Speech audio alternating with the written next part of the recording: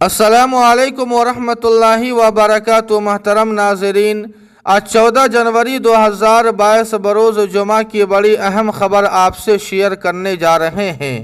Additional chief secretary اور ضلع magistrate سمیت اعلیٰ افسران نے کیا دارالعلوم دیوبند کا دورہ۔ جی ہاں ناظرین کرام، آپ کو بتلا دیں کہ ایڈیشنل چیف سیکریٹری اور نوڈل آفیسر رجنیش دوبے اور ڈسٹرکٹ مجسٹریٹ سمیت اعلیٰ افسران عالمی شہرت یافتہ اسلامی تعلیمی ادارہ دارالعلوم دیوبند پہنچے اور مفتی ابوالقاسم نعمانی اور دیگر ذمہ داران سے ملاقات کر دارالعلوم دیوبند کی خدمات کی ستائش کی۔ جمعہ کو دارالعلوم دیوبند پہنچے additional chief secretary Rajneesh Dubey اور ضلع مجسٹریٹ اکھلیش سنگھ نے دارالعلوم دیوبند کے محتمم مفتی ابوالقاسم نعمانی اور دیگر ذمہ داران سے ملاقات کے ساتھ ادارے کا دورہ کیا اور یہاں کی تاریخی لائبریری میں موجود قیمتی اور نایاب کتابوں کو دیکھ کر ان کی خوب تعریف کی۔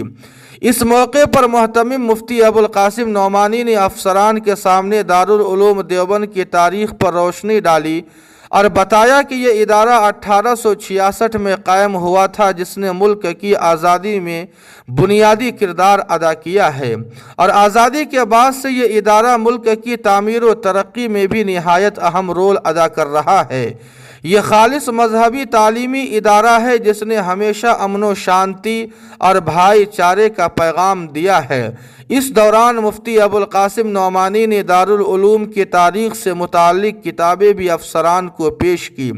Additional chief secretary Rajnish Kumar Dubey نے بتایا کہ یہ رسمی دورہ ہے۔ دارالعلوم دیوبند کے بارے میں بہت کچھ سنا اور پڑھا ہے، کافی دنوں سے یہاں آنے کی خواہش تھی۔ آج یہاں پہنچ کر بہت اچھا لگا۔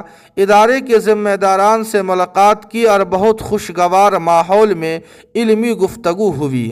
ساتھ ہی ادارے کی تاریخی لائبریری کو دیکھ کر بہت خوشی ہوئی، جہاں نایاب اور تاریخی کتابیں موجود ہیں۔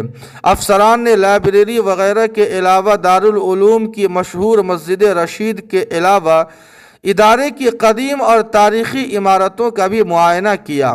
ضلع مجسٹریٹ اکھلیش سنگھ نے کہا کہ یہ رسمی دورہ ہے، دارالعلوم دیکھنے یہاں پہنچے ہیں۔ ادارے کے ذمہ داران سے نہایت خوشگوار ماحول میں بات چیت ہوئی۔ کووڈ رہنما خطوط پر عمل کرنے کی اپیل کرتے ہوئے انہوں نے کہا کہ ماسک وغیرہ کا مسلسل استعمال کرنے اور ڈبل ویکسینیشن کروانے پر زور دیا ہے۔ انہوں نے کہا کہ ہم سب کو مل کر کورونا سے لڑنا ہے، سب کے تعاون کی ضرورت ہے اور ویکسینیشن اور گائیڈ لائن پر عمل کرنا لازم ہے۔ جی ہاں ناظرین کرام، اس خبر کے متعلق آپ کی کیا رائے ہے؟ کمنٹ کر کے ہمیں ضرور بتائیں۔ ویڈیو کو لائک اور شیئر کر دیں اور قاسمی جی کے کو سبسکرائب کرنا نہ بھولیں۔ والسلام علیکم۔